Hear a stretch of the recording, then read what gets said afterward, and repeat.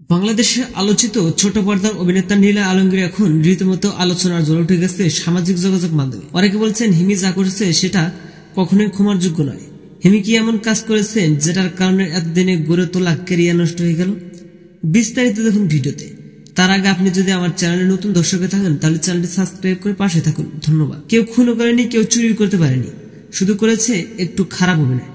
একটু খারাপ অভিনয়ের কারণে নেটিজেনদের এতটাই খারাপ লেগেছে যে হিমির অভিনয় নিষেধাজ্ঞা দেওয়া উচিত। একজন তো সরাসরি বলে দিয়েছে যে হিমির অভিনয় যেখানে সেখানে তো আমি রিমোট দিয়ে বসে থাকি চ্যানেল পাল্টানোর জন্য।